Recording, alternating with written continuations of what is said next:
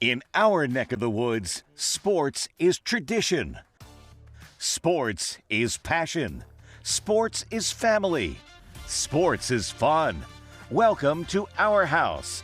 This is Southeast Sports Plus Live with Simone Eli and Gerhard Mathangani.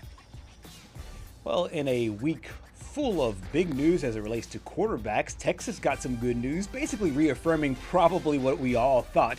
Arch Manning will return to Texas in 2026. Of course, he was the highest profile quarterback coming into the season. Had some ups, had some downs. However, he will return to Texas, looking to improve his draft stock going into next year and possibly also improving Texas' chance to make next year's college football playoff.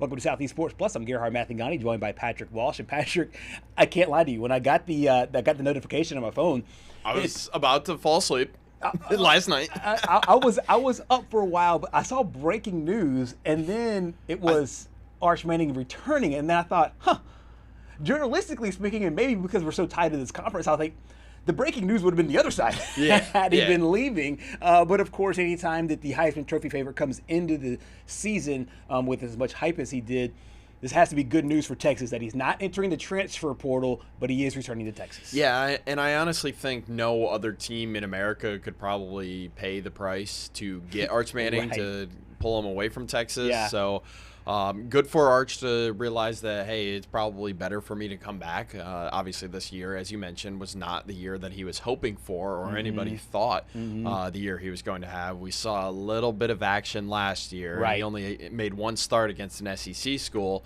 and that was Mississippi State, and he dropped 300 yards on him. So we're like, okay, let's pump the brakes a little bit because it's Mississippi State last year. Right. And we definitely had to pump the brakes after the Ohio State game, but it seemed like as the year went on, he slowly started to get into that groove and find that rhythm. And he, towards the end of the year, I would say he looks primed for a great year next year. I think we could say that with a little bit more confidence now that he has a full year as the starting quarterback in the SEC under his belt. But I mean, it feels like just a few months ago we were like, all right, is Caldwell going to start now this next week? Because we didn't know what we were going to get out of Arch. Yeah.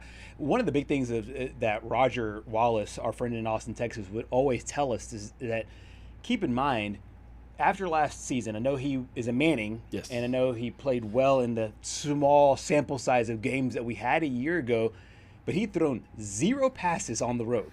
It's just as weird as it was. The games that he filled in for Quinn Ewers, they were home games. All at DKR. Yeah, all there at DKR, all home games, and it felt like the game plan was tailored to make his life a lot easier. Yep.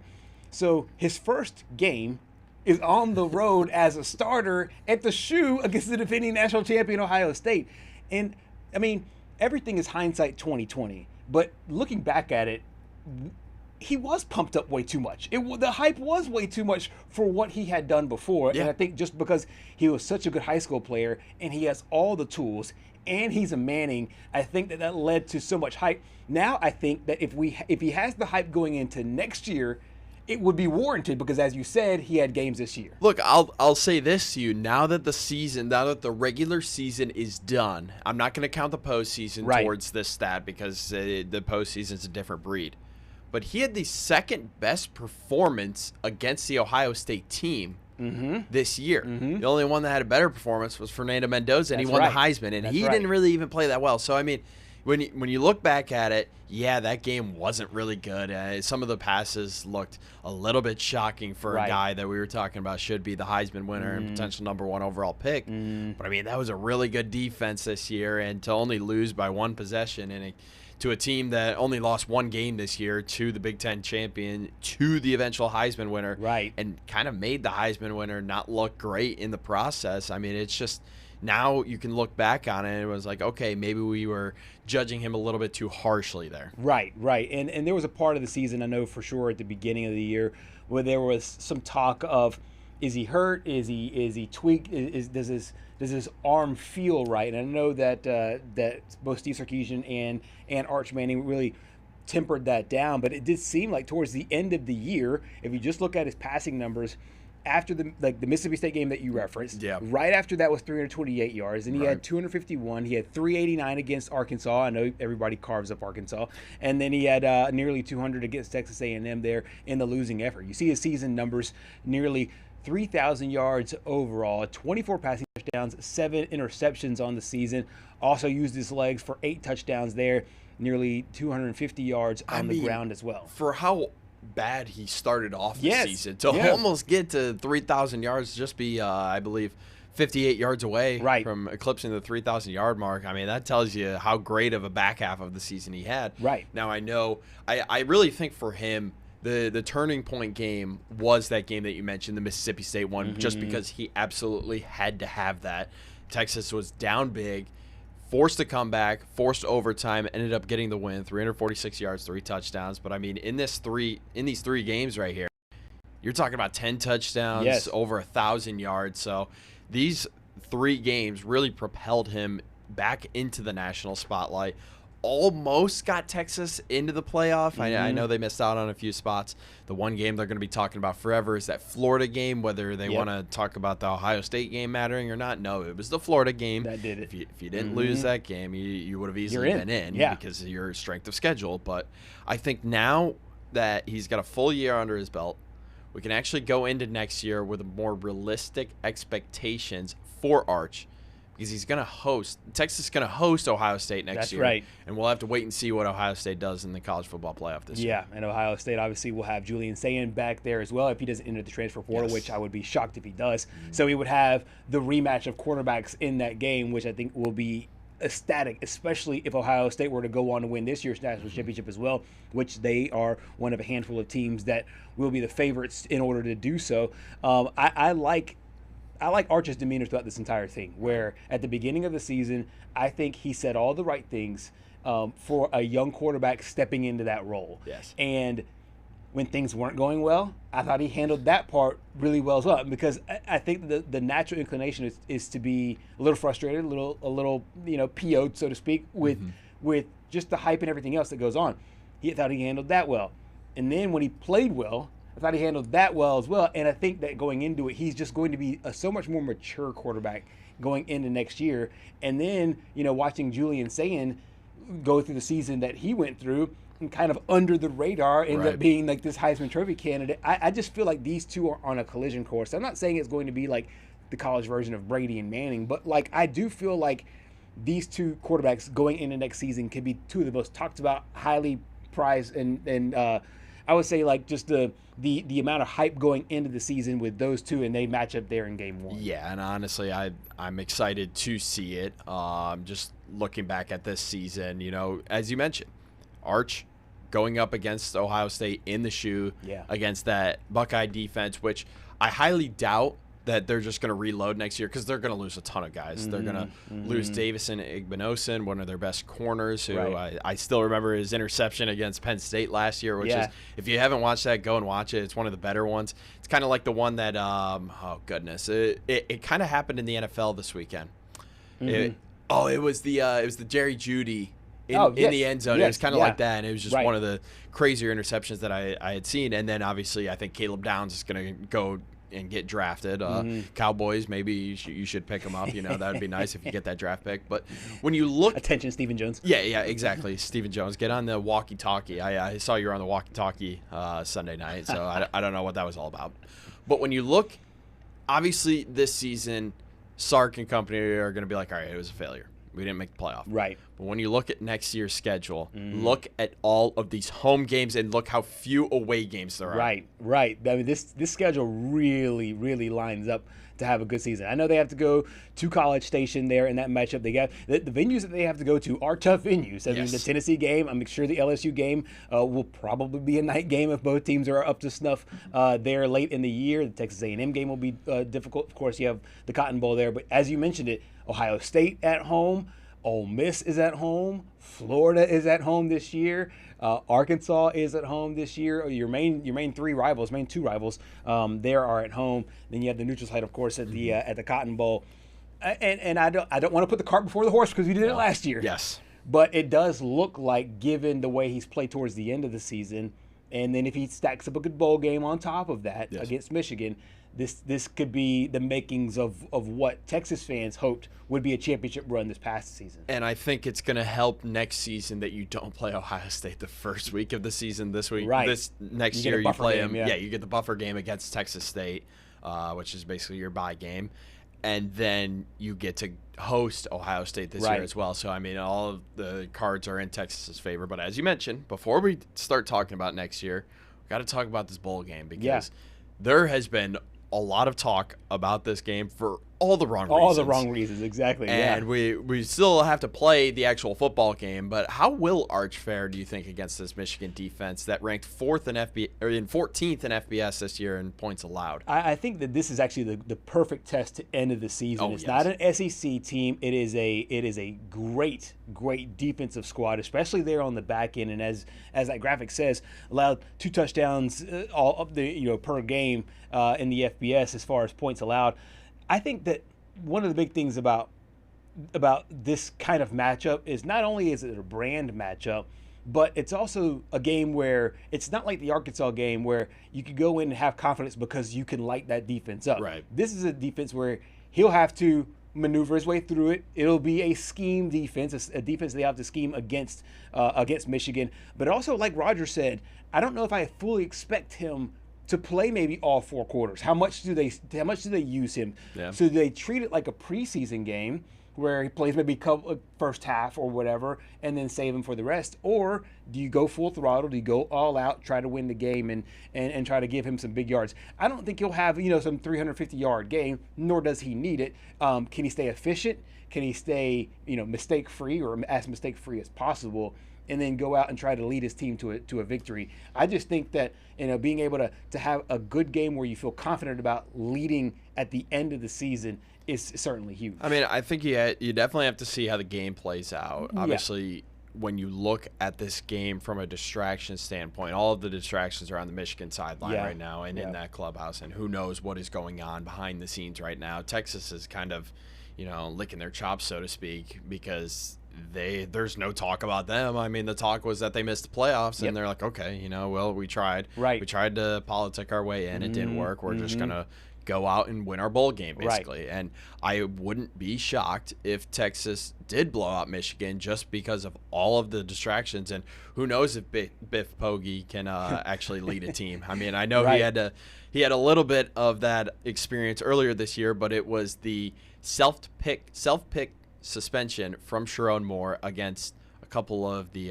bottom feeder teams there. So, I mean, you just don't know what to expect. Yeah. But I think if Texas were to get out to that big lead, then we might see Matthew Caldwell and, his hard work being the backup, because that's one position.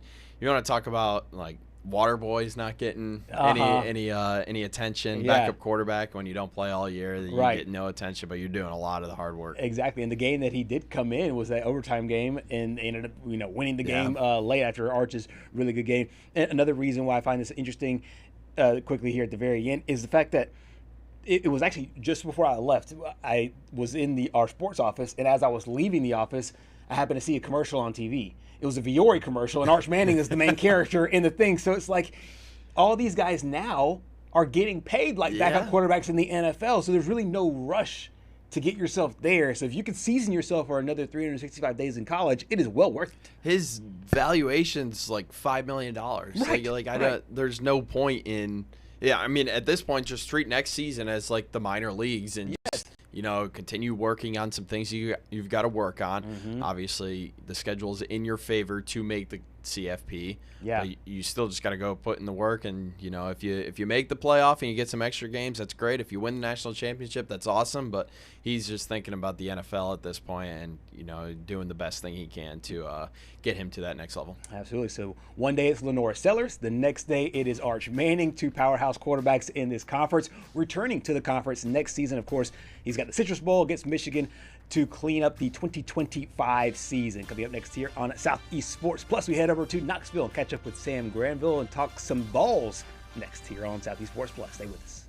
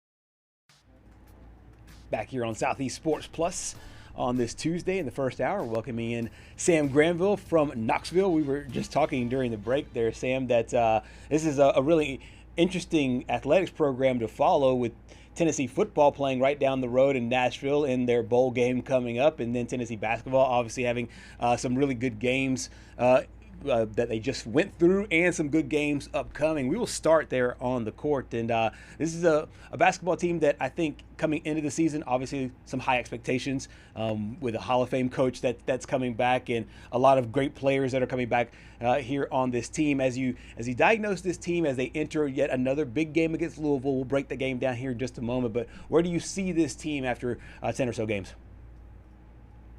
Yeah, it really is kind of a gut check moment tonight with Louisville coming to town, as you've lost 3 consecutive games, and one of your starters has now been named out for the season, and Cade Phillips, your starting power forward, he's out for the year. Earlier this week, or yesterday that is, Coach Barnes says, all right, we're going to start a true freshman in his place, Dwayne Brown, going to come in. So you're really at a moment right now where we said last week, you're not in panic mode. You still have plenty of time before we get into conference play, before you start saying, all right, the sky's falling. But right now, 4 losses in a row, that's really tough to start the year. So if you can pick up a big win against Louisville, where you got a sold-out crowd on a Tuesday evening matchup here in Rocky Top, you got your power forward out for the season, a true freshman starting. It's like, all right, we really got to figure things out, and it seems like we got to figure them out now. Yeah, and I feel like last week when we were talking about this 3-game losing streak, it was Nate Ament was just, it seems like he's being a little bit inconsistent. Do you expect him to have that bounce-back game tonight against Louisville? I do. I think whenever you have, a true freshman, someone who he just turned 19 last week, he's never, faced competition like this in all of his time as a high schooler. You're the alpha. You're the number 1 guy on the court. You're the one who controls the pace at all times. And now when you're out there and you got a lot of guys around you who can kind of bully you, they've been in a Division I weight room for a lot longer than you have. They can back you down and do all those things. I think a lot of it starting off is comfort, and so when Nate has a strong start to the season, and, he's averaging about 20 points a game, and all of that is in the friendly confines of the Food City Center. Coming back to that, I think that's something mental where you're like, okay, it might not have been against SEC competition. It might not have been against some top 10 program, coming in here, but I've played really well here in the friendly confines of our own arena. And now I got to get it back going. Now I'm kind of getting to the point where I've slipped off a little bit as far as production. You still, you say, man, he's taking this major dip, and it's like, well, he's still averaging, 12 points a game, as a true freshman. You love to see it up closer to the 19, 20-point range. But I do think that even with Louisville probably game planning, hey, it's worked for these other teams to take away Nate on the outside. Let's do the same thing. We've watched our film, I think, over these last couple of weeks and have it off, spending a lot of time in practice, and okay, what do we need to fix? What can we plan on specifically for this game with Louisville? I would not be surprised to see Nate come out tonight and have himself a ball game that goes, okay, you guys can breathe a sigh of relief. That true freshman we saw to start the year, he's going to be here all season long. It's just going to be a bit of a roller coaster because, again, he's 19 years old and he's never played this type of competition. You brought up something that I was going to ask about, and there was that long layoff. I mean, we've gone a whole week since we've talked to you last, and they haven't played a game at all, obviously, with finals and the semester winding down. Are you a little bit concerned that there might be some rust against, a pretty good Louisville team?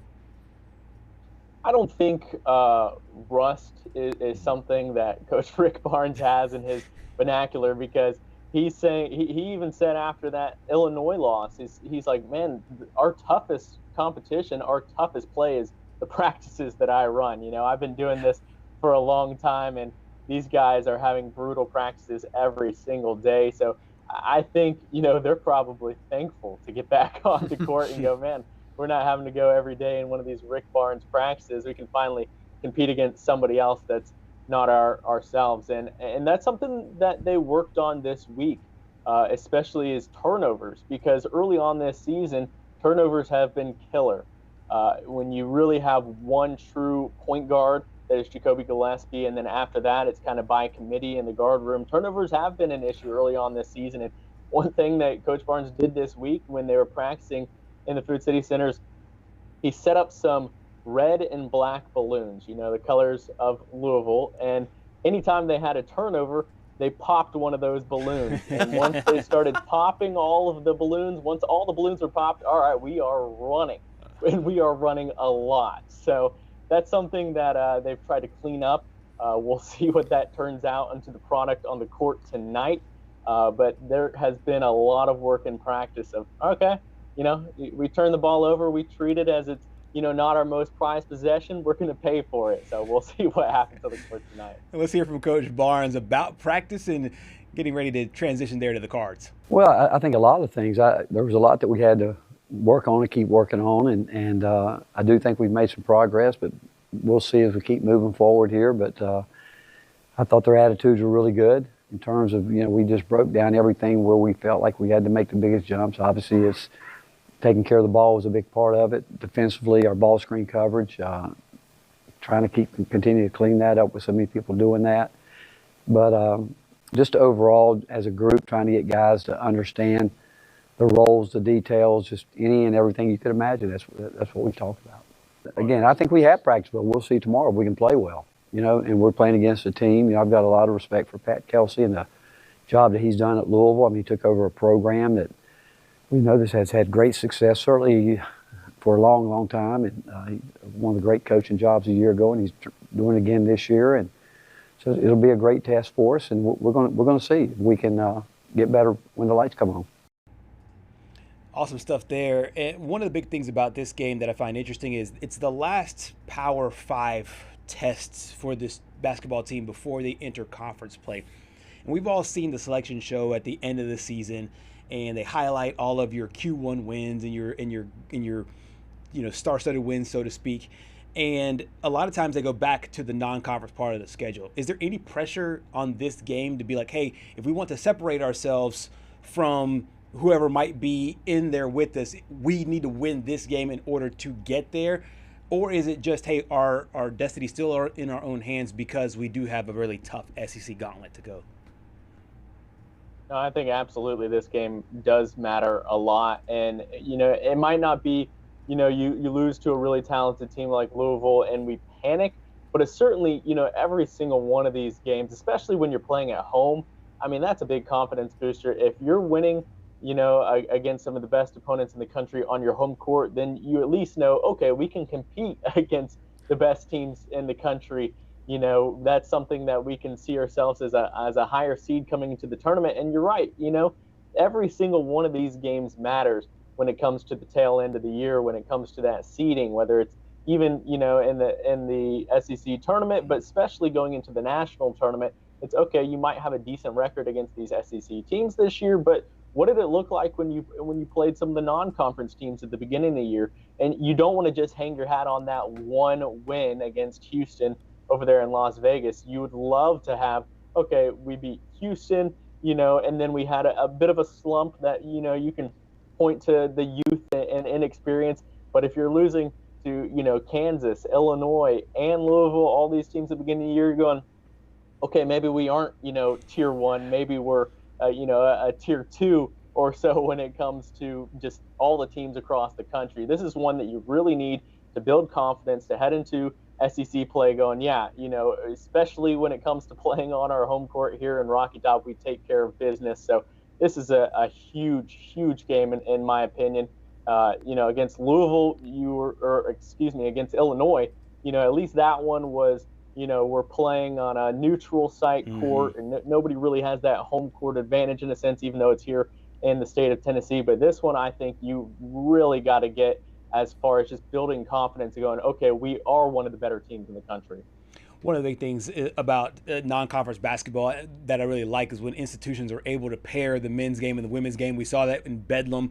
We've seen that a lot with some group of 5 teams as well, because I know scheduling can get a little bit difficult, but the women will also play Louisville as well. As you look forward to that matchup and what this women's program is and can be, what are some things that come to mind? Yeah, the Lady Vols kind of similar start to the season where, you're whooping up on your non-conference, the smaller opponents here at home, and then you kind of go back and forth, and, tough win to start the year against NC State. You go over to California and you got a tough loss there against UCLA. But other than that, they've looked like, okay, we are one of the better teams in the country. We started the year top 10. We still want to hang around that mark.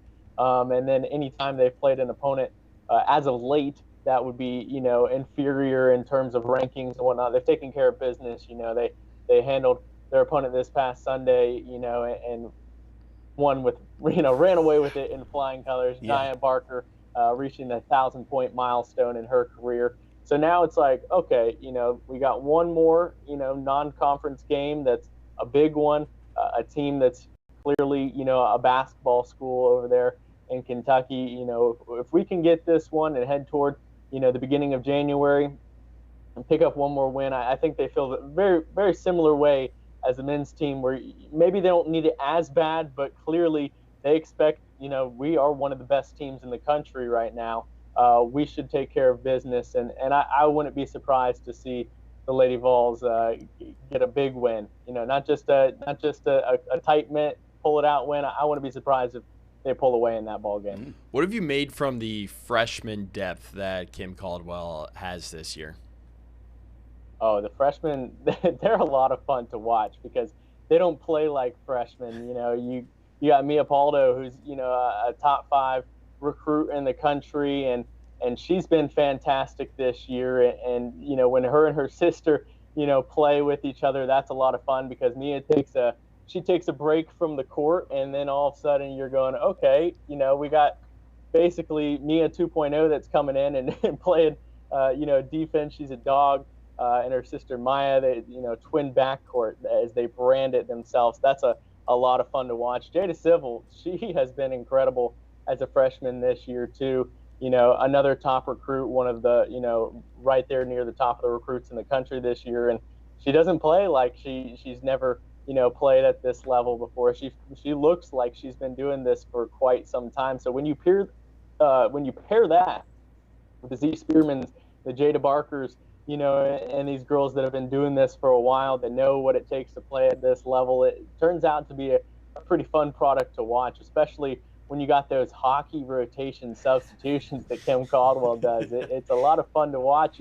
You're kind of like, man, I thought that this group was playing pretty well. Why are all 5 players coming off the court? And then that next 5 is coming in and they're full court pressing for 5 minutes. And then, all right, next group, let's go. So the freshman depth has been a lot of fun to watch so far this season. Similar to the men's team, how does that pan out when it comes to February and March? When you're relying on those freshmen to make big plays on the big stage, that's still to be seen. But right now, it's working out for them. And when you got that much youth, it can only get better. As long as you keep them happy in this day and age in college basketball, and nobody wants to leave the program. They like what you got going on here. I think this group of freshmen is going to do a lot of great things over the next handful of years. Yeah, the fact that they are young and energized. We heard a little bit about this when it came to Georgia football with Kirby Smart. Yeah, it's a young team, but what you get with a young team is you get that passion, that vitality, that energy with this squad. We got a chance to hear from Coach Caldwell about her squad, about her young group, not only the week going into their West Coast trip, but also the extra week of rest. Yeah, we needed the week. I think that they would have rather played, but I think we got better from it. You can slowly see us starting to get better, and so we just needed to string some days together, work on some different things. I think so, and I think it paired really well with the fact that we had time in our schedule to work on some things and put it together, and now school is not in session to really take a big step because we have time.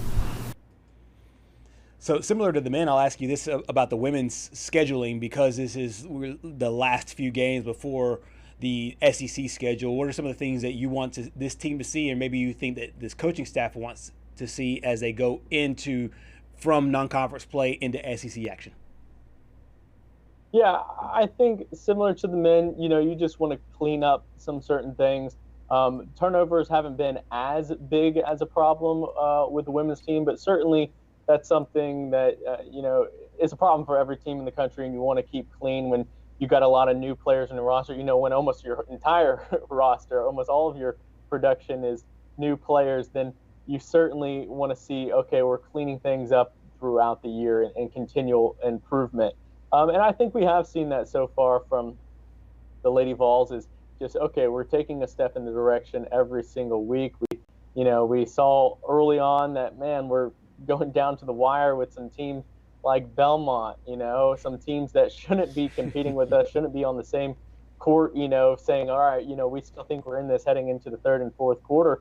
But they've now kind of seen, okay, we don't hang around with teams that we shouldn't hang around with. We're going to pull away. We're going to play like we are a top 10 program in the country. And I do think that, once you can get, you can trust your underclassmen to come in and provide those quality minutes and not hurt you, hey, we just need you to come in and play offense and not be a liability on defense. No, like, we want you to come in and be able to produce just like our juniors and seniors who have been in the program for the last couple of years. So I think if they can just take that step-by-step approach and roll into conference play with a nice winning streak, if you could, in women's college basketball, when you're one of the, better programs in the country, you don't want to just have those, take that random loss where we're rolling into conference play with, one win in a row. You want to go in with 5 or 6 victories in a row, and I think the Lady Vols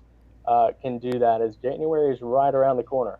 Sam, I know you don't really have any skin in the game this weekend with the college football playoff kicking off, but with some of these games, most notably the one on Friday between Oklahoma and Alabama, obviously Tennessee has played both of those teams. What is your projection for that game? Haven't seen both of those teams. And then what is your underdog pick for the weekend? Yeah, I've said since the college football playoff matchups came out, I'm like, hey, the first 1 to 10 in that Alabama-Oklahoma game might be the victor. That is, both offenses have trended down since the start of the year, and both defenses are still looking pretty good, So I don't think they could surprise us, and it could be a shootout. I think that's very unlikely. I think it's going to be a defensive battle, and, from what I've seen over the course of the last month of college football, Oklahoma's defense has looked stronger. It's very difficult to beat a team twice, especially in a short time span. So it would be pretty impressive if Oklahoma could do that twice, really 3 times over the course of the last 2 years. But I do think their defense has just been phenomenal from start to finish this year. And Alabama's offense has not looked great. As clearly, when you play Georgia, it's going to be a different criteria of judging your offense. But right now, I'd still say, the better defense might end up winning that game, and I would think that it's Oklahoma. Now, we'll see what actually happens over the course of the weekend, but I like Oklahoma's defense in that matchup. And then, obviously, it's not, I'm not going to come out here and predict a JMU upset or anything like that. Do they have any but chance? I do think that, hey, we'll see on any given Saturday, I guess, but probably not. But I do think Miami has a great shot to go on the road into a very hostile environment, one of the rowdiest crowds in the country. I do think they have a fantastic shot of pulling off an upset there, and a lot of that is just because A&M, they haven't been in these situations consistently as a program over the last, decade or two. This is, somewhat new territory in recent years for them to be going, hey, we're expected to win. We got a lot of pressure. We're one of the best teams in the country. We were a top 3 team in the country for, over a month.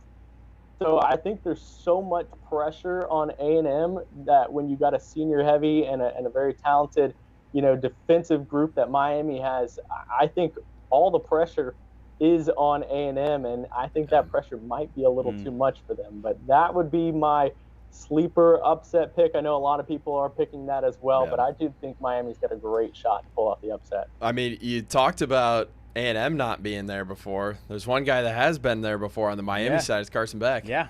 So, I mean, it definitely helps having a former SEC guy, even though we can talk for hours about the SEC scheduling loophole where Georgia plays Texas a billion times in the first 2 years and then doesn't play Texas A&M for a million. All. Yeah. Goodness. Carson Beck, coming into the year, one of the, Heisman favorites over the last couple of years, really. Yeah. When he's at Georgia, he was a projected, top pick going into last year. Things have been up and down for him, but this could really be a prove-it game for him too. Is I got to keep that stock. I got to keep people talking about me like I'm somebody who can play football at the next level. So this is definitely a gut check game for him as well. Absolutely. Sam, thank you so much for your time here on Southeast Sports Plus. We always appreciate your insight on football and basketball. Thanks, guys. Absolutely. Sam Granville joining us from Knoxville, Tennessee. And I know we'll talk a little bit about Tennessee's bowl game with them a little bit later on. They played there in Nashville. But these are two really important basketball games, both on the men's side and women's side. Yeah, and as you mentioned, both against Louisville. Men's trying to, snap a 3-game losing streak here. Again, I think it's a major bonus that this game is at home because when you look at this 3-game losing streak, it started out in Vegas, then you went up to Syracuse, and then you went to Nashville. So, I mean, these have all been away from home. And, maybe we can get some home cooking going for them. Maybe so. And Sam mentioned the fact that it's in Knoxville, which is huge. And I think tonight, once that game tips off, and you get about a half, and then into the second half I think the one thing we will know is this team closer to the team that beat Houston, or is this team closer to the team that's on a 3-game losing streak? Yes. And I think that if they are able to win the game and basically split those non-conference power games, you feel really good going into the SEC. And if not, panic might be too strong of a word, but we could be right on the cusp of it. Should be a big one there tonight. Huge one. Coming up next here on Southeast Sports Plus, we'll break down a lot more in the world of both college football and college basketball. Stay with us.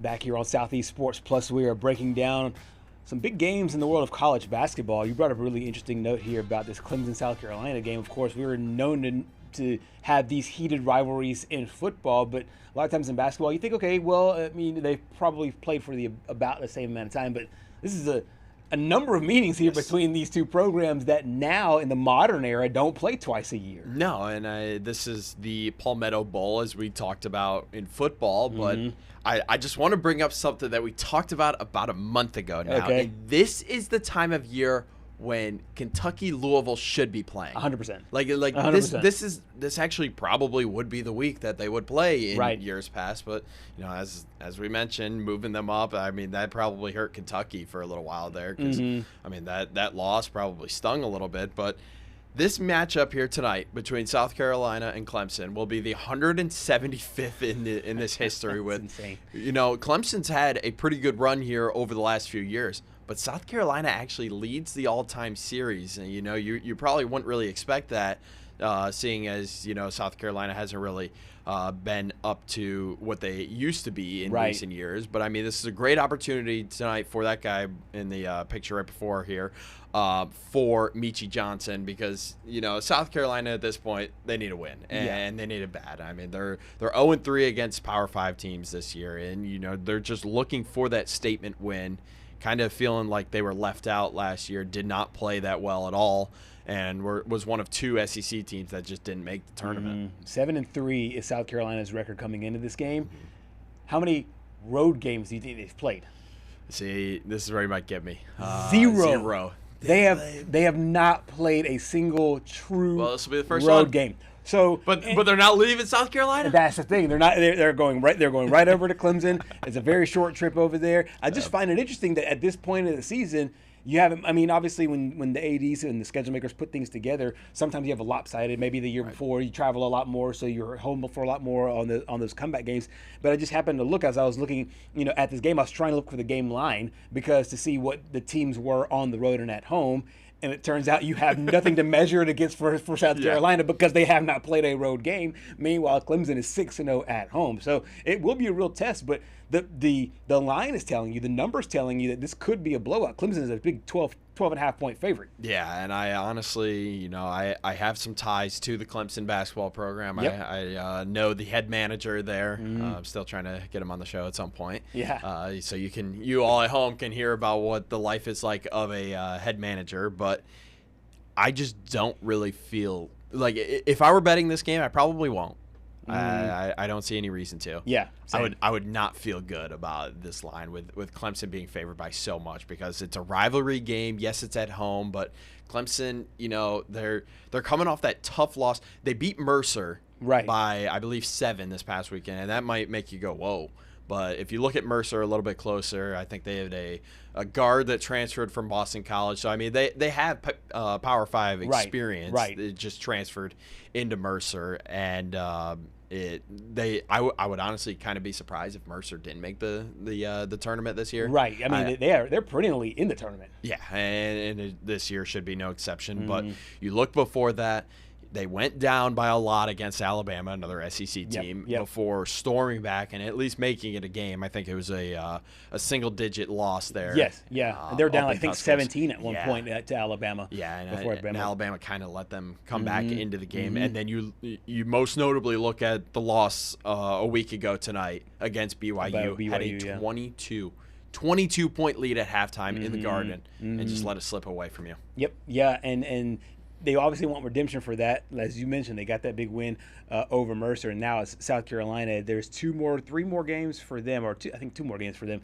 before they go into conference play. And for South Carolina, this could be a game. Hey, look, obviously they're going to be outmatched on the court, so to speak. But I'll tell you what, this guy right here, he's been a waymaker for this basketball team, and I think if he's able to get going for the Gamecocks, they're able to kind of follow his lead, so to speak, and possibly put another scare into a team. And, I mean, they're going to need him to get going tonight because, as I mentioned, they didn't make the tournament last year. The last time they did make the tournament, he led the way for them. So I think we talked about this with Mariah Ross last week, where Meechie started at Ohio State, and then went to South Carolina, back to Ohio State, back to South Carolina. So I mean, at least you're going back and forth between the 2 schools. But a guy on the other side has also done the same thing in a way, where his name's RJ Godfrey. He started at Clemson, was at Georgia last year, before heading back to Clemson. But I mean, he's been a big impact for them in the front court, averaging almost 12 points per game on 68% shooting. I'm not going to say those two numbers because we've unfortunately as a society started to do that meme a little bit too often. And also averaging 6.5 rebounds per game. I could say that. It's not the other two numbers. I'm sure a lot of people at this point at home know what I'm talking about because it's everywhere and all the kids are saying it. It's one of those funny things to me where I have not seen a number become just so nonchalant. If nobody says anything about it, it's just a regular number.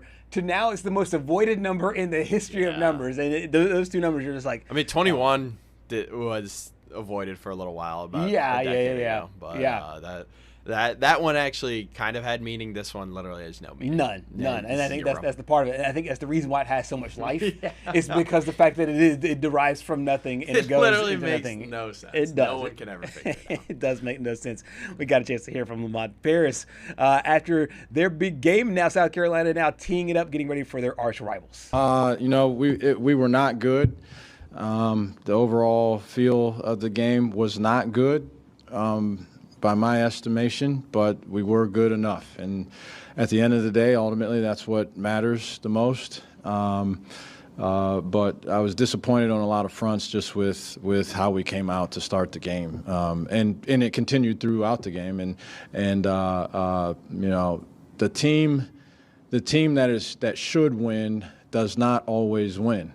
And this was a case of it. This was the closest 16-point win. Let's not have anyone be fooled by the fact that the final margin was 16. I hope that there's nobody looking at it and think that, maybe it was 25 at one point and then it ended up 16. This was the closest 16-point game that I think I've ever been around. And credit to them. They've got a really good coach. He had them ready to play. Our guys were not ready to play.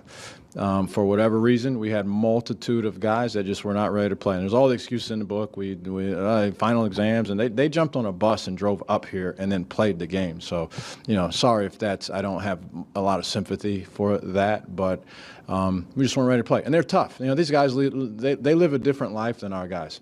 They do. I mean, there's a lot to take from that, but also too, I think that he brings up a good point, and I think that if you are going to have a leader that's going to help change a culture, so to speak, I mean, they don't have to completely change, just like you said, they were in the tournament not that long ago. But if you're going to have a person that's going to lead that program, you need somebody with a lot of blunt truth, and I feel like Coach Paris gives that in spades. Look, I mean, last year was a failure on all fronts, and I don't think anybody would say it wasn't a failure. I mean, you were one of two teams in your conference that didn't make the tournament. That's in my book, that's a failure, and that's honestly, as a former athlete, if I were on that team, I'd be embarrassed. Yeah. Because you had all the opportunity in the world to make the tournament, and you were one of two teams that just didn't end up making the tournament. And then you look towards this year, you're 0-3 against Power 5 teams. You mentioned they haven't played away from home yet, but still, you're 0-3 against Power 5 teams. You lose, or you win by 16 against the Citadel. That's who they just played, and he said it was the closest 16-point game he's ever been a part of.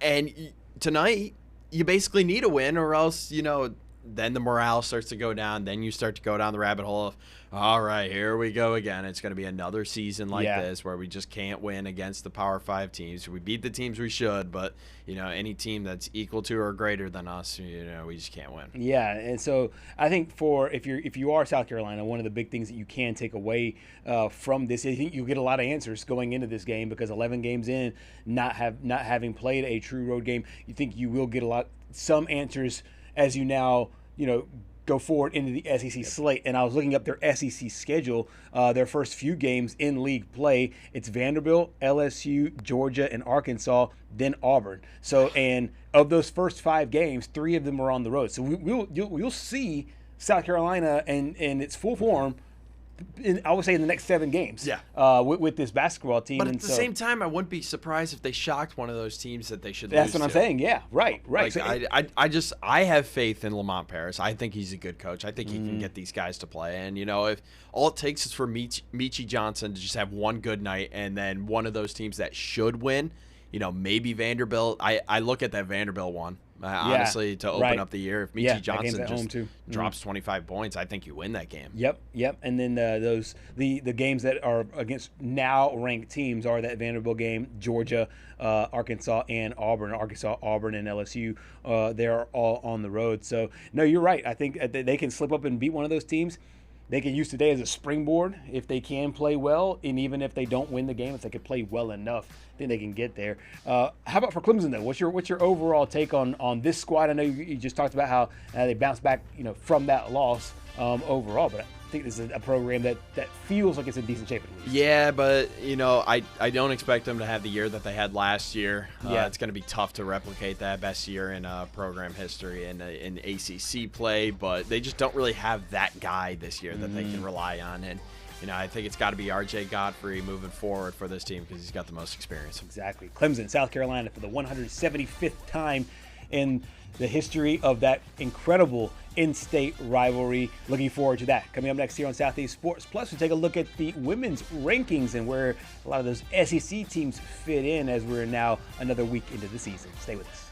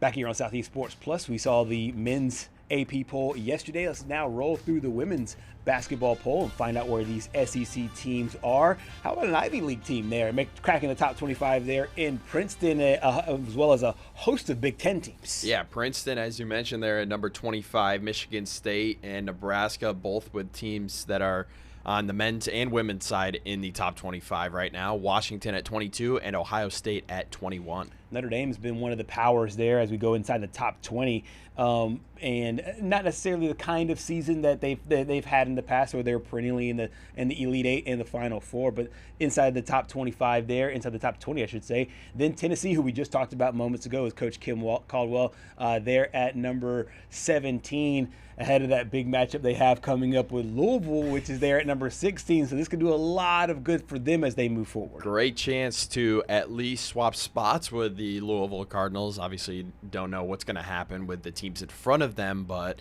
as we mentioned, on both the men's and the women's side, big matchup there for Tennessee and Louisville this week. It's crazy how much star power both Notre Dame and USC had just 2-3 years ago, and now they're the back half of the top 20 there. Just shows you how much can change within a few years with roster construction. Baylor's another one of those teams. When they had Kim Mulkey, they were obviously one of the elite teams in all of college basketball. But you have a cluster of SEC teams right here in this mix in the top 15. Yeah, and honestly, I think I said it yesterday when we were talking with Corey Curtis. Do not sleep on Ole Miss at all. Like you just seriously can't. Mm-hmm. Absolutely. And we'll go inside the top 10 now. You have Iowa State, who's, as we talked about with the on the men's side, both good in men's and women's basketball, and TCU, Oklahoma, Maryland, and Michigan. Yeah, I like Michigan there at number 6, but I got to be honest, Gerhard, I think when you look at this top 5, I think I said it yesterday on the men's side. The top 2 are just light years ahead of everyone else, and I think the top 5 in women's basketball this year is just light years ahead of everyone else. 3/5 of the top 5 are from the SEC, including South Carolina, the defending champions. That's all for this first hour. We're back in the second hour.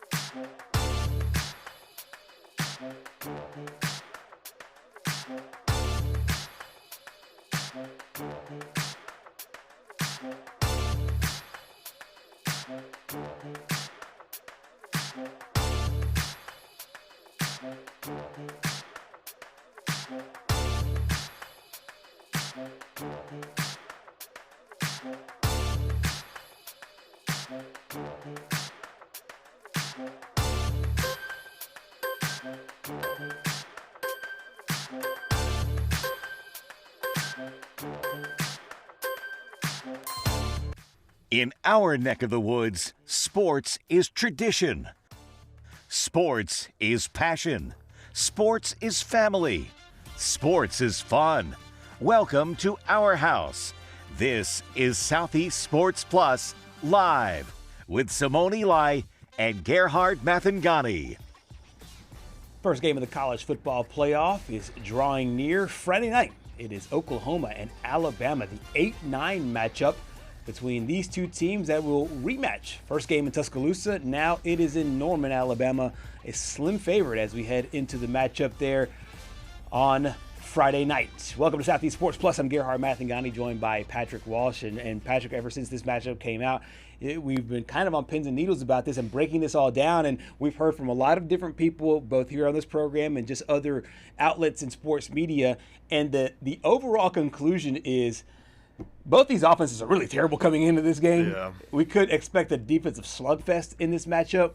But at the same time, it is weird to me that the line opened up Alabama as a favorite, and it has not budged. Now, I know a lot of the professional money that usually sets the market at the very beginning. And then typically by the time the game gets closer, the public money will influence the line there as well. I just find it interesting that all the people that are talking about how there's a lack of offense, and this game is now in Norman, Alabama has looked good on the road but not great.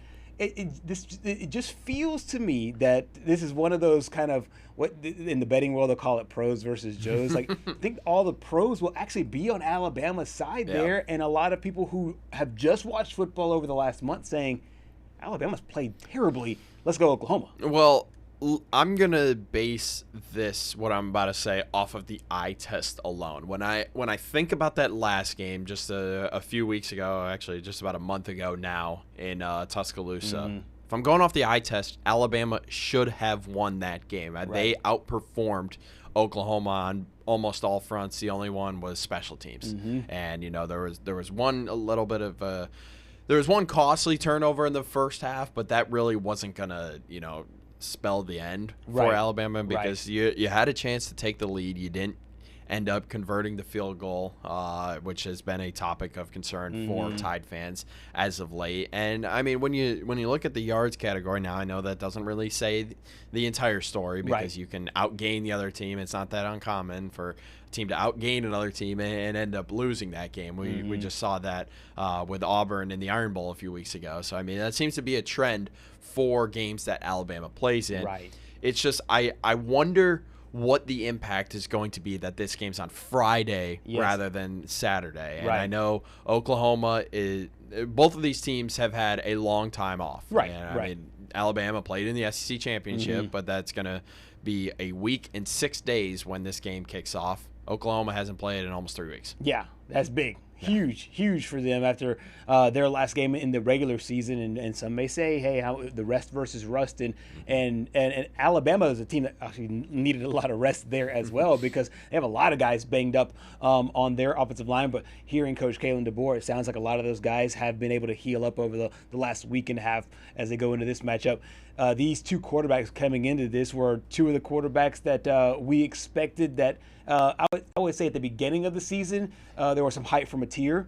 About the middle of the year, there was some hype for Ty Simpson in the Heisman Trophy category. And, of course, both guys kind of dropped off. Mateer, obviously, with the hand injury. Ty Simpson with his play late. But keep in mind, his touchdown to interception ratio, he and Ty Simpson, is still 26-5. Yeah. It just felt like those five have been very, very, at the very wrong time. It just feels like we've been talking about the stat line for like a month now. And I extended to a month and a half, because I believe at one point he was 22-1 in the touchdown to interceptions category. And then as of late, he had 2 interceptions against Eastern Illinois, both in the first half.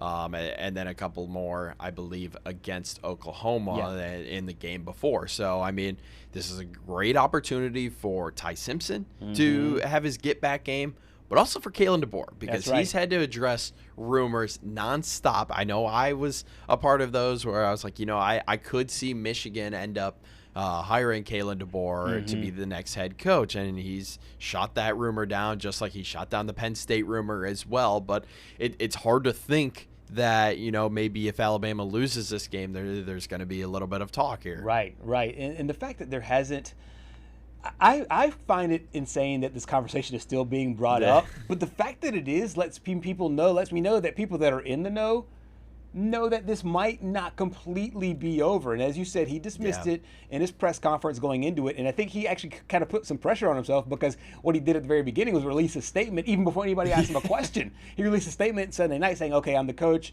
of Alabama moving forward. And obviously just, kind of distancing himself from potential jobs. And then he was posed the question twice in his press conference, and he had to say, yes, I'm going to be the coach at Alabama. But it is kind of, interesting going into this. But I think he's in a really precarious situation, because this feels like this. I don't know if it should be this way, but it feels like a must-win for him in order to continue to be on good footing with the Alabama fans. It is a must-win, mainly because of the season that they had last year. They ended up losing 4 games in total. He's still looking for his first postseason win, right? Because you go back to last year, you lose the. I think the most embarrassing thing about last year was the fact that you lost to Michigan with your starting lineup, and Michigan was on their second stringers. Right. And they played their second string lineup throughout the entire game, and Michigan didn't really have a quarterback last year. Yeah. And I think Bryce Underwood has kind of, masked the problems of quarterback. You could honestly extend it even back to the Cade McNamara days. Right. I mean, yeah. Michigan just hasn't had a great quarterback as of late. Unfortunately, J.J. McCarthy is starting to catch a groove, so that was unfortunate for my Cowboys on Sunday night. But when you look at it, this is a must-win game for Kalen DeBoer. We can't just skip over the fact that hey, he's got them in the playoff. I mean, you're staring down the barrel of another 4-loss season. Yep. And in order to do so, the offense will have to get clicking. In order for the offense to get clicking, they'll have to rely on their quarterback Ty Simpson, hoping to reignite what he was doing in the mid-season when they went on that run of beating 4 straight ranked teams in the SEC for the first time in history. We got a chance to hear from Brent Venables, one of the best defensive minds in all of college football, as he game plans for Ty Simpson in that offense. Yeah, well, he played, really, again, pretty good against us. Again, threw for over 300 yards. The first half, he had a lot of success. But he climbs the pocket. He's patient. He's got great confidence. He's got tremendous arm talent. He's a fantastic athlete, great competitor. He's got a natural leadership ability.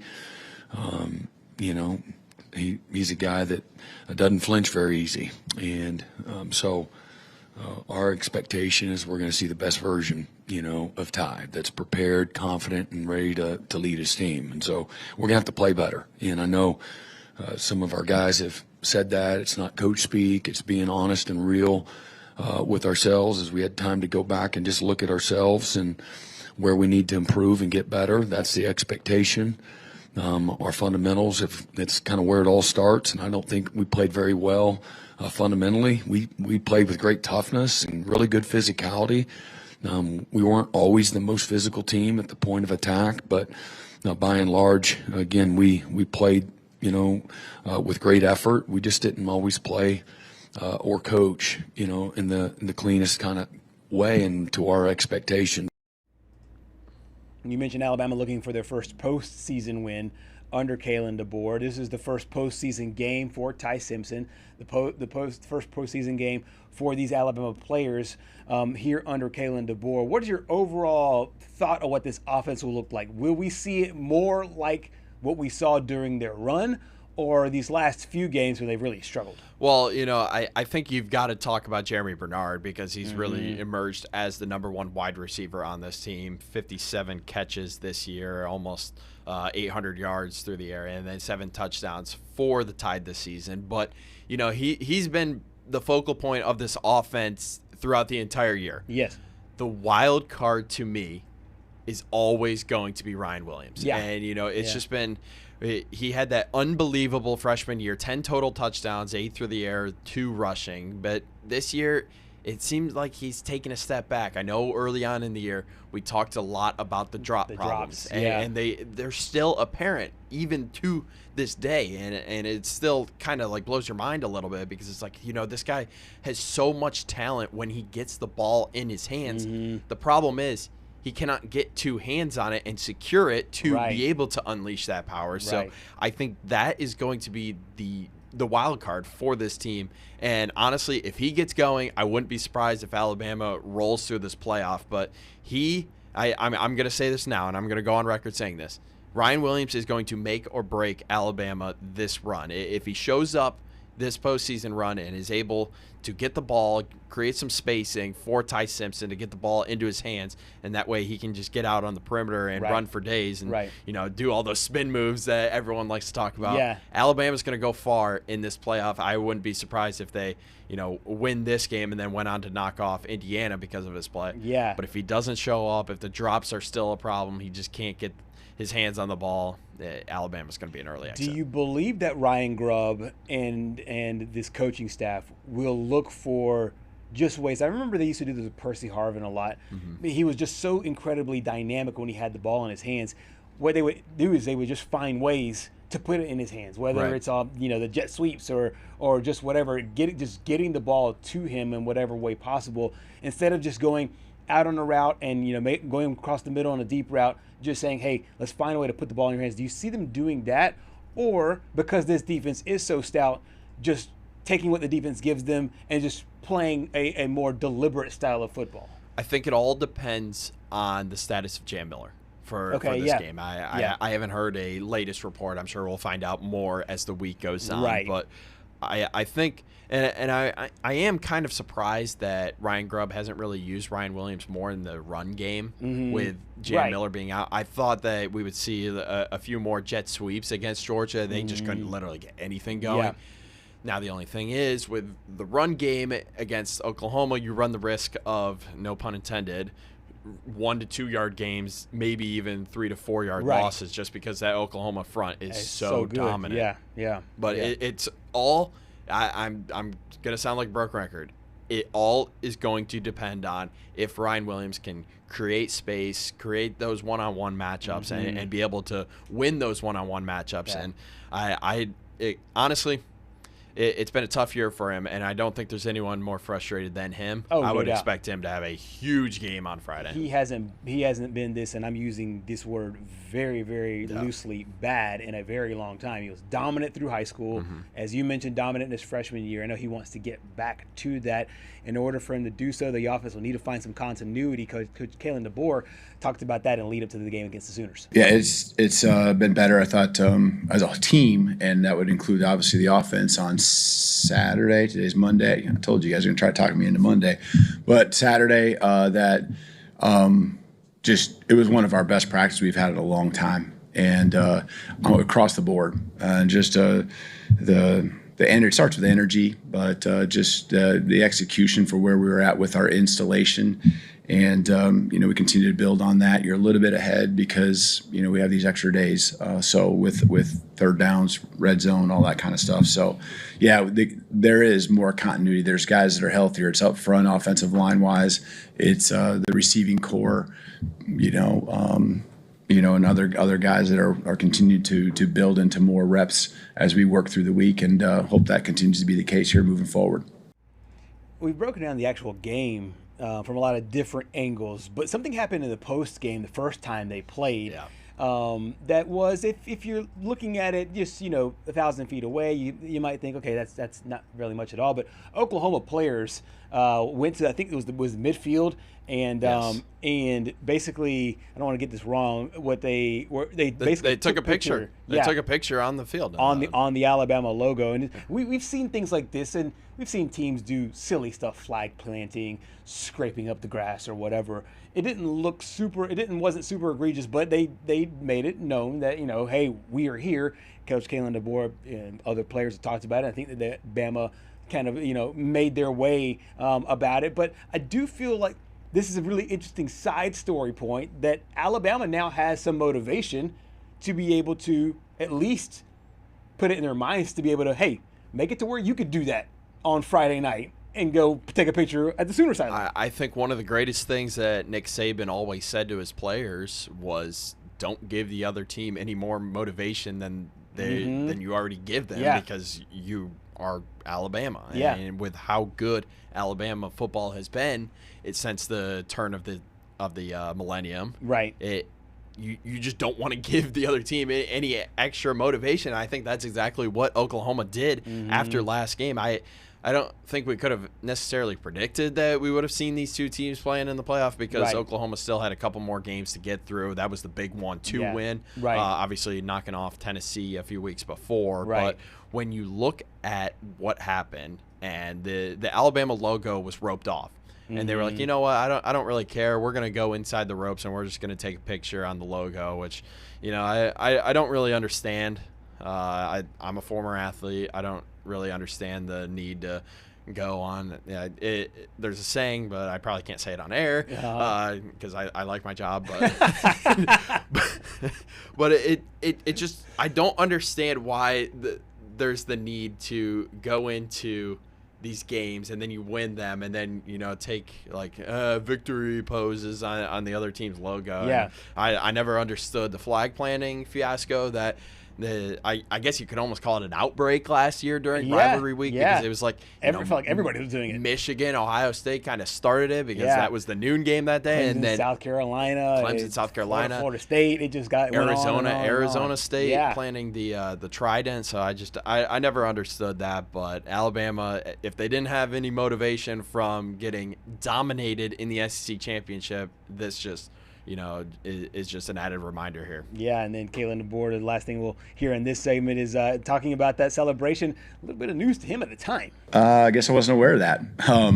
Now I am, so I'm going to talk to our team about it. So I guess I did remember seeing something with a roped off. I didn't know, what the extent of what that was. So, I mean, that probably gives you an idea. To me, this is about this game. This is about our playoff game.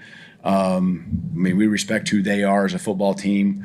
They've obviously got the better side of things the last 2 times we played, and so that's really where our focus is at. And I do remember something vaguely about that. It hasn't really even been a conversation in our meetings. This has been solely about we're in the playoffs. It's win or go home, and we need to be given everything we can to be in our best and the work that is ahead.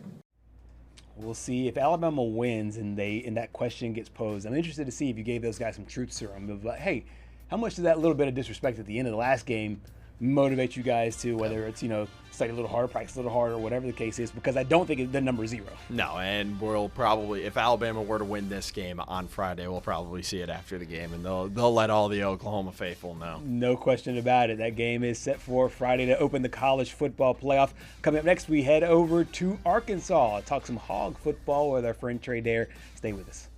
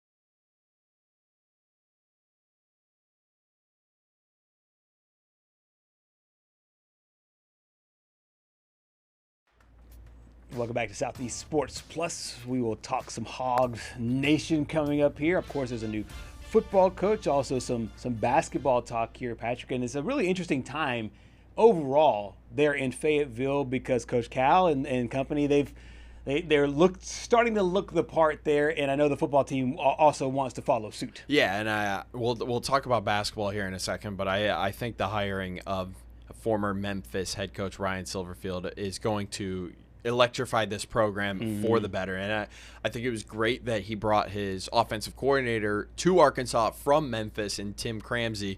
Obviously a nice year for Memphis. Silverfield is one of the winningest coaches over the last few years over there at Memphis. And I think the biggest thing that he has done for this program right now is he's been able to flip some of the in-state guys. Yeah. Yes, I know you're going to look at the top and be like, Arkansas signs the 56th ranked class. You know, that's not great at all. If it weren't for some of these guys on this list and Terry Hodges and Danny Beal being able to flip to Arkansas, right? I don't remember what they were before, but I wouldn't be surprised if they were like 100. No question. And I know that Arkansas is a program that they will probably look for some older guys that come out of the portal. But I think from what you brought up there, not only the top 20, top 30 running back of the country, but also signing those in-state guys, I think is huge to be able to keep the Arkansas guys in Arkansas. There's a proud football tradition. We talked about that when Arkansas was playing Arkansas State for the first time ever there at War Memorial, that, hey, this is a proud program overall. And you can't let your local talent leak out to the Texas A&Ms and all those places of the world. They need to start slowly building, and Silverfield's done a good job of that. And I think what you brought up is one of the most telltale signs that a program is trending in the wrong direction. When you can't even recruit the best in your own state to stay in your own state, because most of the times it's not often where these guys in state are like grew up not a fan of that team. You know, I'm sure all of these guys grew up fans of Arkansas football, because I mean, when you look elsewhere in the state, there really isn't that much Arkansas State, but I mean, it's really Arkansas that's the premier program, right? Mainly because they're in the SEC, and these last few years just have not cut it at all. So now to be able to recruit in state, I think that's going to be the first point of emphasis moving forward on the recruiting trail for Ryan Silverfield.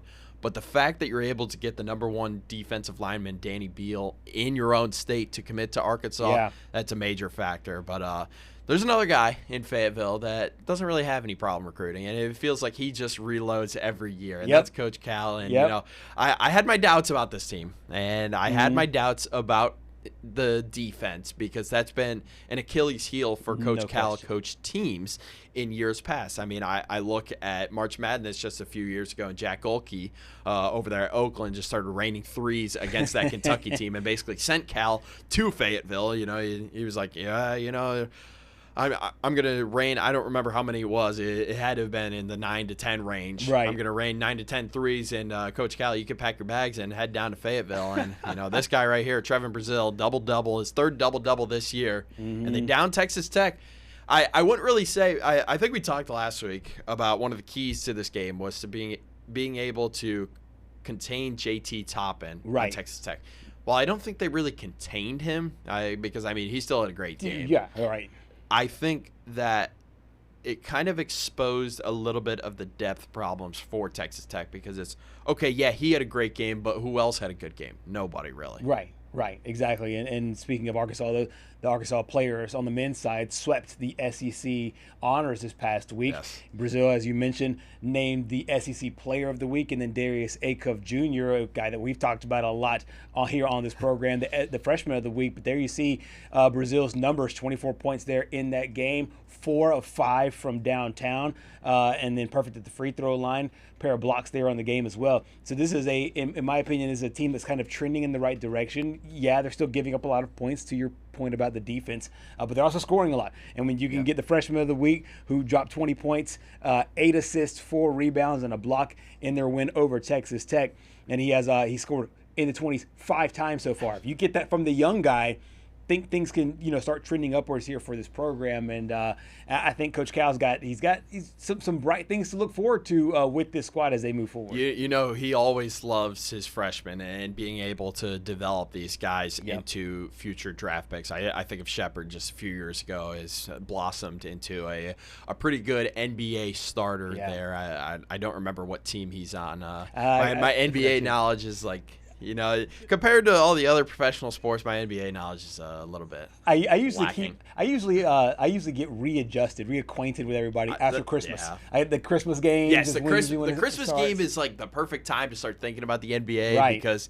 you know, the NFL season's starting to wind down. Yeah, you got the playoffs, but you look at college football, the college football playoff is right. All the bowl games are starting to wind down. The playoff is getting into that round 2 phase, and it's the perfect transition to the winter sports before we transition into the spring sports. Right. But, you know, John Calipari is always a walking soundbite, and he was no different talking about one of his freshmen in Carter Knox. Like, all I've done for 2 weeks is work on Carter Knox. Forget about all these expectations and plans, just play. Now the players know when he takes a shot and goes like that, they say, expectations. Just play. Forget, don't listen. And we worked, and I've been on him about comparing yourself to another player or somebody else. Steals your joy. Play with joy. It doesn't mean they don't care about the program in Arkansas and the state. They love it. They love being here. They love it. My job is to worry about them. Their job is to worry about each other. So this was a big game for that. What I love about Coach Calipari's style is that he has been working with these 17, 18, 19-year-olds for a really long time. So the good thing is that he knows their mindset, especially the guys that are compared to these NBA guys. He understands, hey, look, there's a certain levers that you need to push and pull and understand the way that these guys are wired, especially the guys that are on the higher end. And when he was talking there about just some of the basic things he was talking to with Carter Knox, it's like, hey, don't compare yourself, and then use that great line that comparison's the thief of joy. Yes. And you know, just go out there and just be you and go play, and don't always put too much pressure on yourself. And the fact that the team is going along with it and saying that when he does an ugly shot or he is thinking too much, the team out there goes expectation. It just feels like Coach Calipari just does a good job of being able to harness that mentality, that energy around him. You know, when I think about some of my favorite men's basketball coaches in the SEC, and before Bruce Pearl retired, it was Bruce Pearl, because I mean he would talk ball with you, and then he would resonate with the members of the media and everything, and he would always, you know, be able to tell these good stories. And then it's just John Calipari. It's just Bruce Pearl. Yep. Just 2.0. Yeah. I mean, it's just shocking. And all of the press conferences are must-watch television because you never know what's going to come out. I mean, just about a month ago, we had the 8th grade stuff. 8th grade basketball, Eighth grade basketball. We're going to all pass it around. And then right there, expectations. I mean, it's just like, it's golden. You don't really get that out of all the coaches. But, I mean, I think that just goes to show you, one, how, I mean, he's arguably one of the greatest coaches of all time. Absolutely. On the collegiate level, he's definitely up there with the Coach K's, the Jim Boeheims, the Roy Williams of the NBA or of the NCAA, but also his ability to develop these players. And as we mentioned, you know, Trayvon Brazile has been one of those players he's helped develop. And you know, they're going to have another game tonight. They're going to face Queens.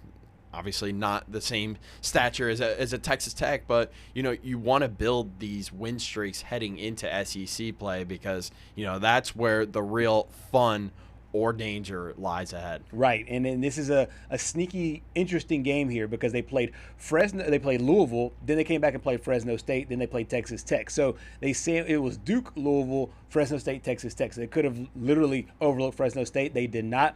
After the Queens game, it's Houston. So it goes Texas Tech, a sandwich game into Houston. Yep. So this could serve as a trap game. But the way they head on Fresno State makes it look like Calipari's got their minds. That Houston game's this weekend, right? That Houston game is this weekend on Saturday. And that's one I'm going to be looking forward to, not only because, you know, it's two great powerhouses in Houston and goodness, Arkansas. Yeah. My apologies. But also the fact that it's the Never Forget Tribute Classic. That's right. Serving charities regarding 9/11. So it should be a great matchup on the court, but also off the court as well. Yeah, the non-conference schedule has been a daunting one. Yes. Duke, Louisville, Texas Tech, And then they face all 8 Elite 8 teams from last year. That's right. You don't want to shy away from, challenge. Coach Cal's never going to shy away from challenge. And how do you open the SEC schedule? With Tennessee, another ranked team as well. So it's a rough little spot here for Coach Cal's team. See if they can pick up win number 4 in a row coming up in that matchup. Next up, we head over to the Lone Star State. We'll catch up with our good friend Parker Reeves. Stay with us.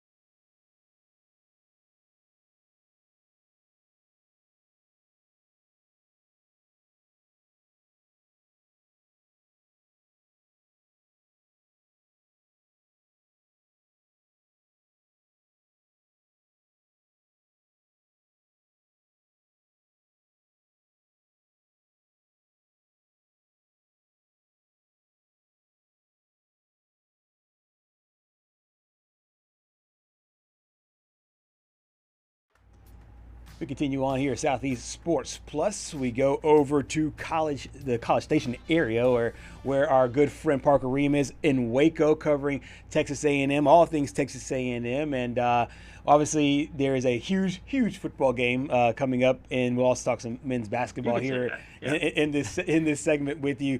It feels to me, Parker, and I was going to ask it on the back end, but I'll ask it on the front end. It feels if you're asking people who follow college football, hey, what's a game that you think might go opposite of the point spread or opposite of what you might think from a seeding perspective? This game gets brought up a lot. It's Texas A&M going up against Miami there in that matchup. As you look at what this A&M team is and the way they ended the season, what are some of the things that come to mind there in that matchup? Yeah, I think it's one of the most intriguing matchups. It's why game days come into College Station. I think a lot of people are looking at this matchup like we don't know which to pick in terms of who should be the favorite and maybe who walks out of Kyle Field with a win on Saturday. But it is a really intriguing matchup for a couple reasons. Offensively, both offenses really evenly matched. But defensively, who's gonna step up in that 11 a.m. kick? I mean, it's hard to believe that no team's going to wake up for that game. Like you said, this is probably the biggest game that's ever been played in the maroon and white. So I think the Aggies are certainly going to have a chip on their shoulder welcoming Miami into Kyle Field.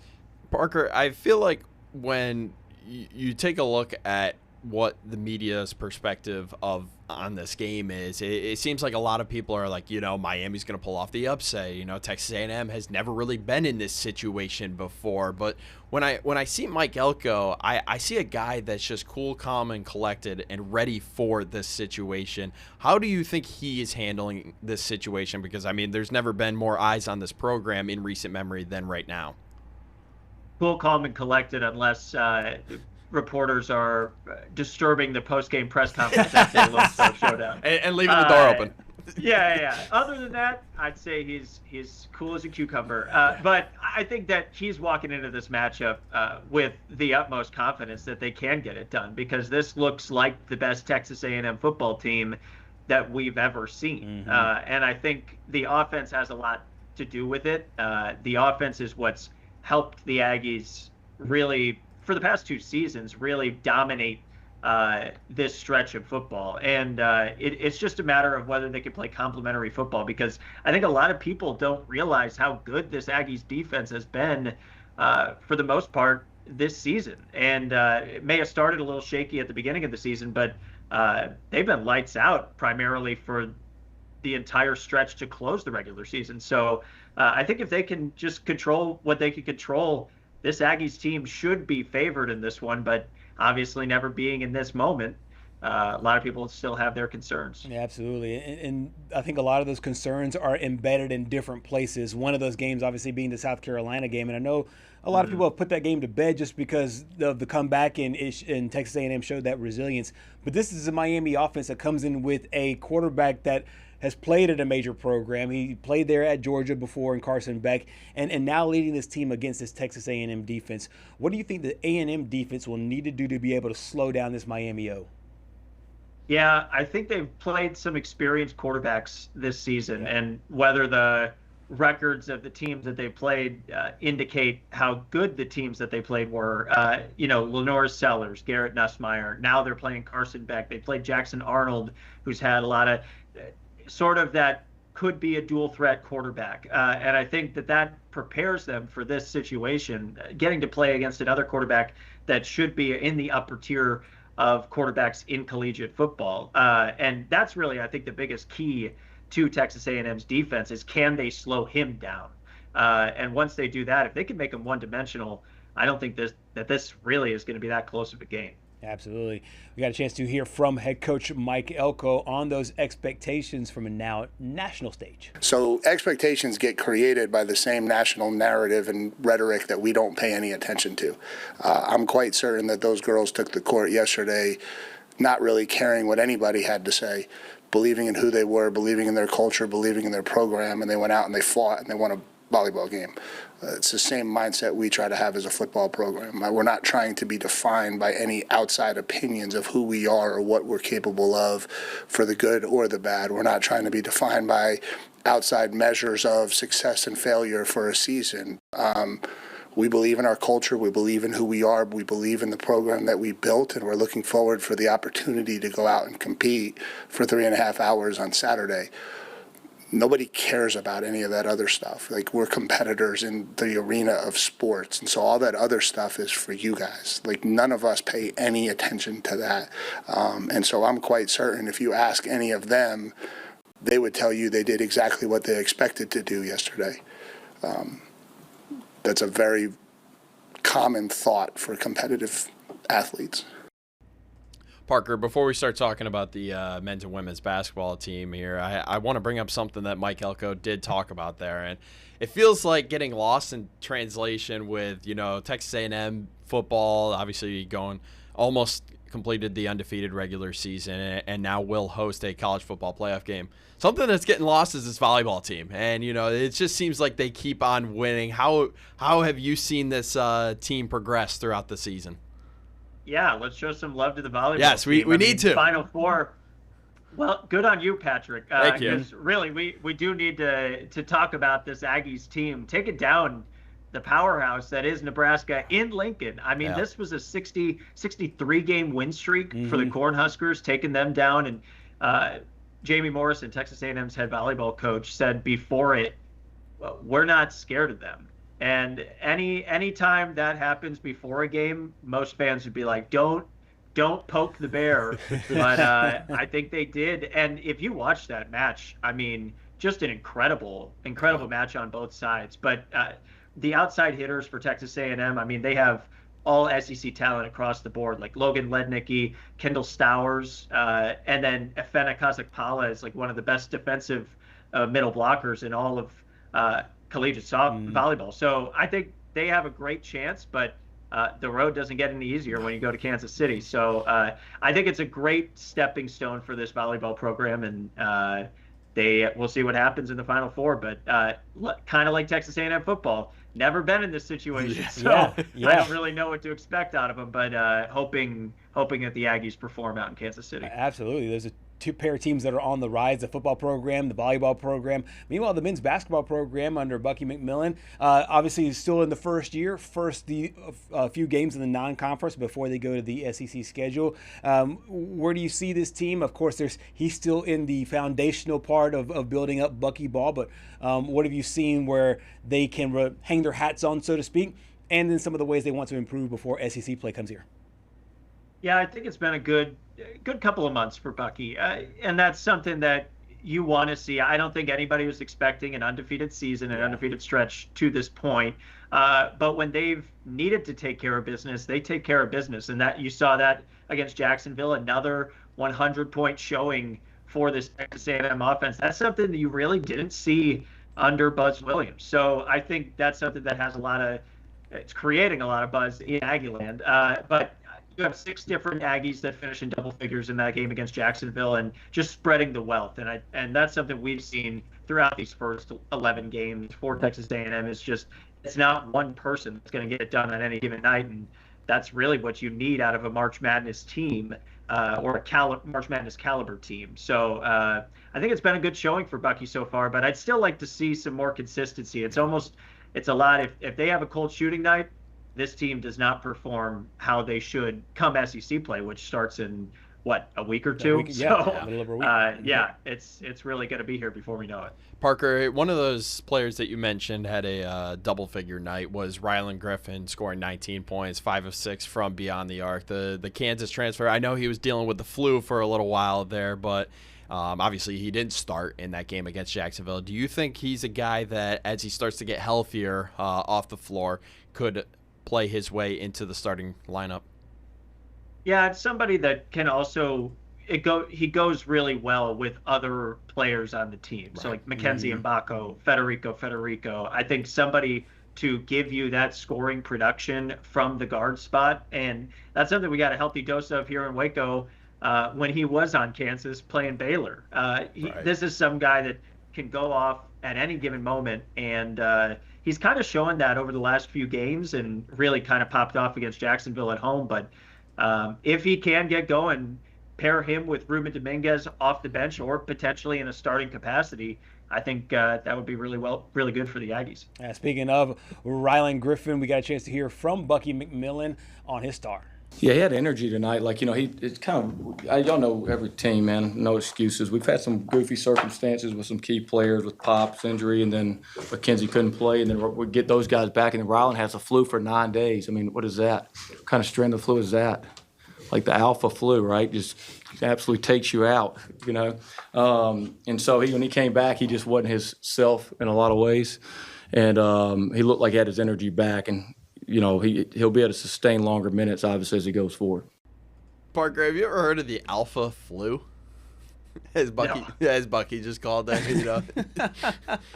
I mean, he's been out for, I think he said 9 days. 9 days. 9 days. He goes, what kind of flu is that, bro? I don't know what kind of flu that is. I hope that, I'll tell you what, that has not hit Waco yet, so I'm hoping that stays. I hope that never hits Waco. Yeah, this seems ridiculous. Yeah. If it takes that Division I athlete for 9 days. It was East Texas A&M, Prairie View before LSU. So do you see this team being able to get a couple of get-right games, be able to get back north of 100 points again? Obviously, they'll be the heavy favorites going into both those matchups before the LSU game going into the season, and just kind of rearing up as the SEC season comes along. Mm-hmm. Yeah, and I think it probably helps too after that overtime loss to SMU, and that's one that Texas A&M had they had it in their grasp and let it get away. And I think that didn't sit super right with Bucky after the game. He really felt like they could have won that game and just shot themselves in the foot. So I think to have those get right games before you get into SEC play, and to have the chance to, just kind of get the offense going, I think that's going to help. And they welcome LSU to Reed Arena, so to have a few home games too in front of the 12th man is something that's going to bode well for Bucky. Parker, real quick before we let you go here, you can't quite escape. We'll talk about the women's team here real quick. I'm a former West Virginia. I'm a West Virginia alum, and unfortunately for the Aggies, they ran into what we used to call Press Virginia back in the days, with the great defense there from Mark Kellogg. I know they fell to a pretty good West Virginia team, all bias aside there, 63-45. I think West Virginia is going to be pretty good as the season goes along. But what is a good projection for this women's team heading into this year? I honestly, that kind of remains to be seen. This is almost a new Aggies women's basketball team too. It's kind of, in Central Texas, we had almost a new Baylor women's basketball team, Baylor men's basketball team, and that down in College Station, it's about the same thing. So I think that we've seen a lot of offensive production early from Texas A&M women's basketball, which is something that they did not get a whole lot of last year. So to have that production from some of these newer players, Nysiera Pryor has been really good for Texas A&M, and I think obviously Patrick, just about as well as anybody, I guess, West Virginia women's basketball has always been good. It's just a matter of how good. Play great so defense. I think. I actually sent our weekend sports anchor over to that game, and I said they probably will lose, but West Virginia is going to want those highlights too. So, I think it's a good loss for Texas A&M, but we'll have to see how they pan out the rest of the season. I like those our friends up at Golden Blue Nation. They do a good job. Yeah, I got a great best. connection with them. Mm-hmm. Yeah, nice. Former intern there. Oh, yeah? No, I didn't know that. I entered there, yeah. I didn't know that. Always looking out there. Our friends over in and around Next Star Nation. Parker, I know you've been busy, man. I know it's been a crazy busy few weeks. I'm glad you have a little bit of downtime, and thank you so much for your time here on Southeast Sports Plus. Of course. Always happy to join. Absolutely. It's Parker Ream joining us from Waco on his off day. So we always appreciate the times, but yes, big time respect there for the off day hangout and talking about all things Texas A&M before that Titanic matchup in the college football playoff with Miami. Coming up next here on Southeast Sports Plus, the Oklahoma quarterback in a kind of peculiar situation there, just ahead of the college football playoff. We'll break it down next.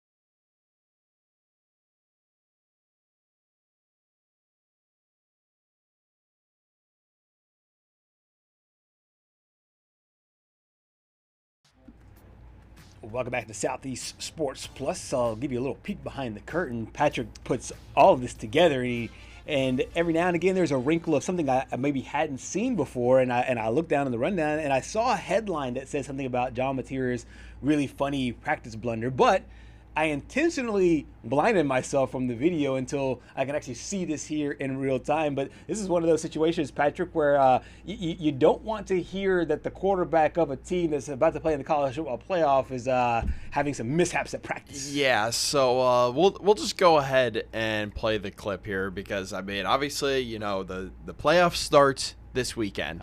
And specifically for Friday for this quarterback right here, and John Mateer, and he takes a little bit of a tumble. No! What are we doing? Oh, no. Goodness. At least as long as he didn't gets back up. Yeah, he gets back up. He understands. Okay, hey, you know, that could be. He stares it. Wait. I got to run that back. He stares it back down. Just making sure it's okay. He gets it. He stares it down. Oh yeah, you know, I gotta make sure I get around there. Keep your head on the swivel. Keep your head on the swivel. You just never know. Obviously, got the fall, but one of the things is I was hoping he obviously didn't use his the surgically repaired hand to break his fall. Looks like he fell, you know, just the right way, and no harm, no foul. But this is what we're gonna call that's gotta sting Tuesday. You know, Mateer just takes that tumble. We'll show it one more time. Oh, no. But, hey, I will say this. We talked about a certain someone on the show yesterday. His name's Phillip Rivers. And he took a tumble at midfield against the Seahawks the other day. You know, That's very true. If you've never played on a field like that before where it's painted over, it can be a little bit slippery at times. And let me tell you what, he was pretty agile getting back up. Especially for being 44 years old, and he got back up. I know Mateer, it's not like it's a game or anything, so you know he doesn't have to rush back up, but got back up faster than John Mateer. That's all I gotta say. Yeah, and I wonder how many quarterbacks there in that little scrum were, you know, just little curious about what was going on there. But I just feel like for Mateer, this is a really important game for him. Everybody's been talking about that defense. It looks like R. Mason Thomas will be back, but this is in my opinion, not necessarily make or break, but I mean, I think the winner of this game, especially if they play well, whether it's Ty Simpson or John Mateer, can do a lot for themselves in the offseason and moving forward. I'm looking up the temperature right now because that's going to lead us into our next talking point. At kickoff. So kickoff is what? 7 o'clock, I believe. 7 o'clock Central? Yeah. It's going to be 54 degrees. So this brings me into our next topic right here. And last night's Monday Night Football game also got me thinking about this because, you know, the Miami Dolphins are just awful when the temperature is below 40 degrees. It's just a ridiculous losing streak. Is football better in warmer climates or freezing cold climates at this point in the year? At this point in the year, I do believe you get better football in warmer climates. You get better actual football actual football. Actual football. Now, to me, football from an aesthetic standpoint, it is a rough, physical, tough game. It's just the nature of the game. I like the game being played in cold. I hated playing in cold. I honestly didn't play in any snow games. Played in close to freezing. You didn't play a single snow game? No, not a single snow game. Well, I mean, I guess playing in Alabama. I mean, it's hard to. It's hard to play in a snow game. You can play in really cold games and even like sub-freezing temperatures, but never any snow. There's no precipitation there at that time.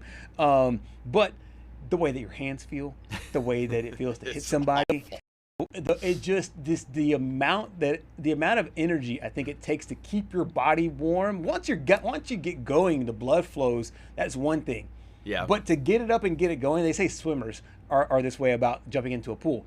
Like once you're in the pool, it's fine. It's good. It's just being able to dive on in and get in there. It's the process of like getting into the pool. That's the issue. It's the same thing with the cold. It's those first few hits. It's the first time that your shoulder gets hit, that your hands hit the football. All of that. That's the part where it really hurts. So I have two experiences, not in football. I did not play football personally. Probably a little bit thankful that I didn't because you know I already have enough injuries from baseball. But I'll use my experience with baseball. So the coldest game I've ever played in, it does. the reason why I was so surprised that he hadn't played in a snow game for football, because I've played in a snow game for baseball. Oh, really? It Yeah. snowed. Yeah. I think it was my freshman year, and it was like, I don't know. It was my first pitching appearance on varsity. Ooh, okay. And yeah, I get off the bus. It's 35 degrees outside. Jeez. Second week in April, and I know everyone down here is probably like, "Oh my goodness, 35 degrees." No, I mean, I see in New York this year we call them sections up there instead of regions. Right. The sectional championship this past year was on June the 2nd. Right. Wasn't it was either on June 1st or June 2nd, and it was 35 degrees outside. Wow. And yeah, so I mean that was just ridiculous. No, I've played in a 35-degree game with snow, and on the other side, I've also played in a game where the heat index was over 110. Oh yeah, yeah. And let me tell you. Okay, yeah. So same question. Playing in the cold is so much better than playing when it's 110. Really? Yes. Okay, yeah. Because here's the thing. You got all the hand warmers. Yes, it's not fun if you're on the bench and just doing nothing. Yeah. But when you're out there running around, it actually is better because you don't feel like you're as tired as the game goes on, especially when you're rounding the bases, running at full speed, because it feels like you can actually breathe the air a little bit easier rather than the hot, muggy air that you get when it's like 100 degrees outside and just absolutely awful. Let me tell you, it's just not fun at all. And I mean, that's just my personal opinion. I mean, I'm kind of used to the cold, so like when it was 10 degrees outside yesterday morning, I was like, am I back in New York or something? Like I'm just used to this. It's funny because down here in Mobile, we have the 68 Ventures Bowl that kicks off on Wednesday, and it's interesting because Delaware is one of the teams in it. It's Delaware and Louisiana, and Delaware, they are so used to the cold, and they're so used to playing in the cold, and so this is a really interesting situation for those guys. And I thought about that moving into it, like, hey, if Louisiana, who's the team they were playing against, they're used to the hot, warm, muggy weather, do they wish it was 65, 70 degrees like it was last week? I tell you what.